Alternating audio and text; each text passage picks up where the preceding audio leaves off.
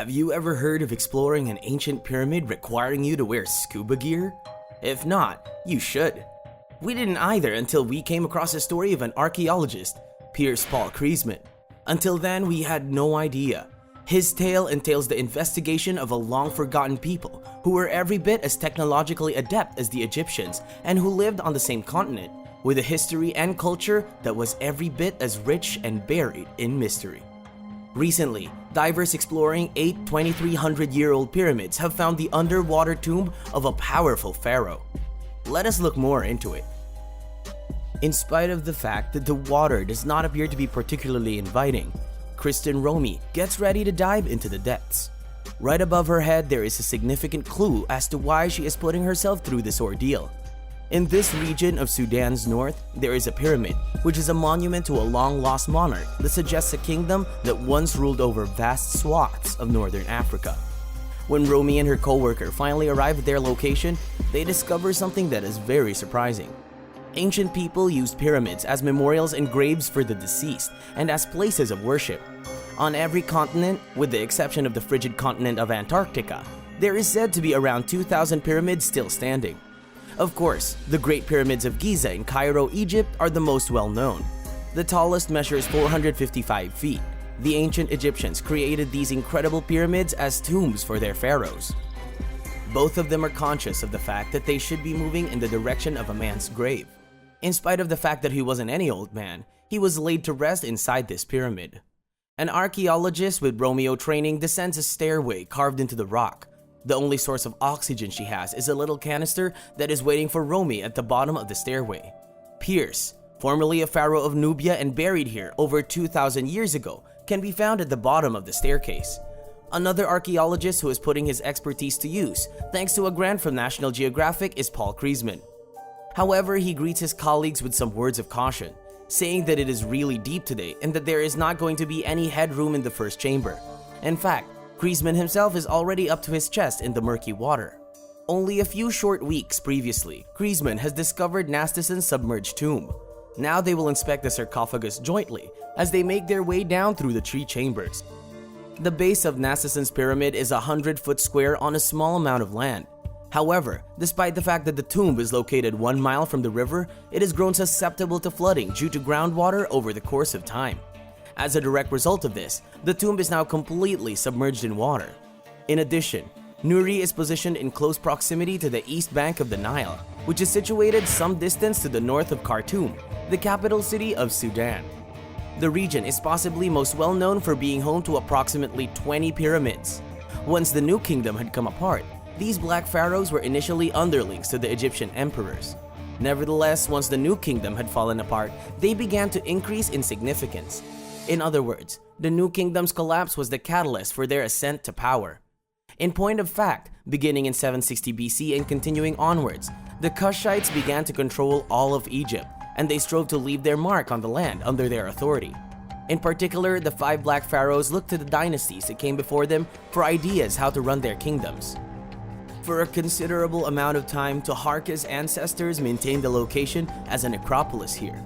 Even after Kush has been obliterated by the sands, other people continued to use the location for the same reason.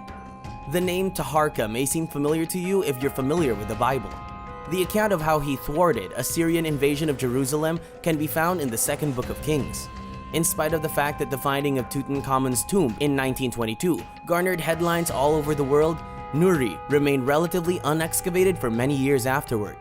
The fact that many of the tombs were at the risk of being submerged in water didn't help matters, possibly because the expansive site presented archaeologists with daunting obstacles. It would appear that Reisner did not think of the Egyptians and the Cushitic kings as being on the same level in terms of their racial status. He didn't see their structures as anything more than reenactments of earlier glories that Nastissen had ruled over towards the end of the Napatan culture. Shortly after his death, the center of Nubian powers shifted to the Marrow. He didn't see their structures as anything more than reenactments of earlier glories. Because of this development, there would eventually be a power struggle for control of Kush between the Napatan house and other potential royal contenders. In stark contrast to Nasir's reign, during which his control across a vast region had remained strong, this upheaval served as a stark reminder of its absence. When an Egyptian king by the name of Kabash besieged Ku-Uc, Masterson displayed his power by having a 5-foot-high satellite granite monument built to commemorate his triumph over Kabash. Later on, the stone was found in the city of Dongola, which is found in northern Sudan along the Nile. The stone is also marked with the most recent examples of Egyptian hieroglyphs that have been discovered. This message congratulates the Black Pharaoh on his victory. However, very little else is known about Nasdjan. Very little else about Nasdjan has been discovered, and if any other information about Kriezmann had been added that we knew, we wouldn't be able to go any further without putting our heads underwater. But even more danger lurked in the waterlogged burial area, as divers who entered the chambers risked being trapped if the rocks surrounding the opening fell in. With that in mind, Kriezmann had noticed that there are 3 rooms that have these exquisitely arched ceilings. You can be certain you are in a tomb if you turn off your flashlight, because it starts to reveal the things that were concealed beneath. It was well worth the effort to go into the chambers, despite being tough to access.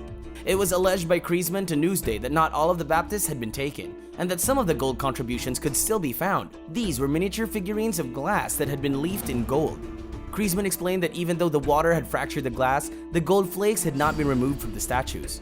In addition to this, the archaeologists working on the ark uncovered a few little strands of gold, which provided a clue to an intriguing story. In point of fact, it seemed as though the offenders were barred from accessing the burial chamber by the water that was present there. If they had been allowed in, there is little doubt that they would have taken the golden statuettes because they represented an opportunity to make quick money. This is because the statuettes provided an opportunity to make rapid money. After all, Kush was one of the primary centers for the production of gold during ancient times, so the finding of the gold leaf shouldn't come off as much of a surprise to anyone. Craftsmen and Cushitic societies were responsible not only for producing unfinished jewelry, but also for applying gold leaf to statues and places of worship. In addition, the nation had become wealthy as a result of the gold trade, which meant that Kush was in a position to have some influence over the other nations that were its neighbors. The politics of Egypt in the meantime. Archaeologists had dug up a location in northern Sudan that they had felt was essential to Kush's gold industry a few years earlier to the Kriezmann expedition. The researchers discovered stones that could have been used to break gold ore and release flake-like pieces of the precious metal in that location. However, there is little doubt that other things are still waiting to be found at Nuri. In point of fact, if Mr. Kriezmann's team is successful in their mission to unearth Nasdjan's tomb, they may very well discover that Mr. Kriezmann has objectives for his dig, regardless of the circumstances, and that he had disclosed these to National Geographic. I believe that we now have the necessary technology to convey the story of Nuri and fill in the blanks of what took place here. He stated that it is an amazing moment in history that so few people are aware of, and that it is a narrative that deserves to be recounted. What do you think of the video? Please let us know in the comments below. If you enjoyed this video, please give it a like and subscribe, and turn on the notification before leaving. Thanks for watching.